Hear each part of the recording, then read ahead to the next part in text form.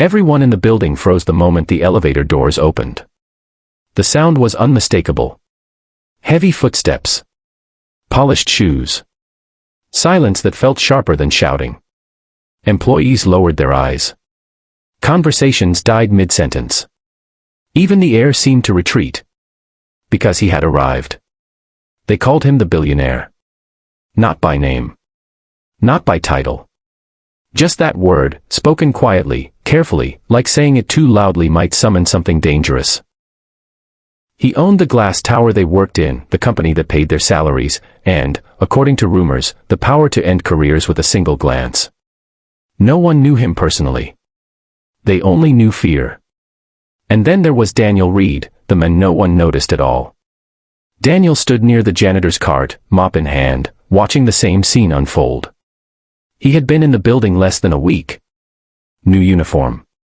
Cheap gloves. A badge that didn't even list a last name properly. Just Daniel J. To everyone else, he was invisible.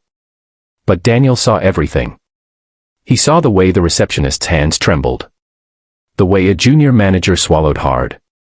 The way security straightened, not with pride, but panic. Daniel didn't understand it. Not fully. Yes, the man stepping out of the elevator looked powerful. Tall. Controlled. Ice cold like polished stone. But Daniel had lived with something far scarier than authority. He had lived with loss. 5 years earlier, his wife had died suddenly. One moment alive, the next gone. No warning. No goodbye. Just silence and a daughter standing in the doorway asking, "Daddy, when is Mommy coming back?" That question had broken him in ways fear never could. Now Daniel worked nights, weekends, anywhere he could. Not for pride. Not for ambition. But for his daughter, Lily, who still slept clutching the old stuffed rabbit her mother had sewn by hand. This job, this janitor position in a billionaire's building, wasn't glamorous. But it paid. And it meant food on the table. So Daniel kept mopping as the feared man walked past. Until something happened that made the entire floor hold its breath.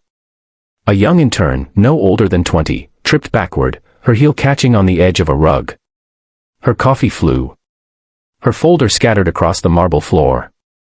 And the coffee spilled. Right at the billionaire's feet. Time stopped. People expected shouting. Termination. Security escorting her out in tears. The intern froze, face pale, eyes wide. I'm so sorry. The billionaire looked down. Slowly. The silence stretched. And then, before anyone could react, Daniel stepped forward. He didn't think. He didn't hesitate. He didn't calculate consequences. He simply moved. Daniel knelt on the floor, calmly wiping the spill with his mop cloth. His hands were steady. His voice gentle. "It's okay," he said quietly, not looking up. It was an accident. The intern stared at him in shock. The billionaire stared too. No one had ever interrupted a moment like that before. Daniel stood, finally meeting the billionaire's eyes. There was no challenge in his gaze. No fear either. Just something else. Something deeper. Understanding. "You shouldn't carry fear for a simple mistake," Daniel added. "It stays with you longer than the mess." The building might as well have collapsed. Security stiffened. Managers exchanged horrified looks. The intern looked like she might cry. The billionaire said nothing. For a long moment, his expression didn't change. Then he did something no one expected. He nodded. Once. And walked away. Whispers erupted the moment he disappeared. Is he fired? He's done. Who does he think he is? Daniel returned to his cart, heart pounding, not with regret, but with concern. Not for himself. For the intern, who whispered, "Thank you," before rushing away. That night, as Daniel sat on his small couch helping Lily with her homework, he didn't know that a single moment, one act of quiet courage, had just changed the course of his life. Or that the man everyone feared had seen something in him that money had never bought. and that the billionaire was about to step into Daniel's world in ways neither of them could have imagined. 3 days passed. Daniel kept working. No warning. No termination notice.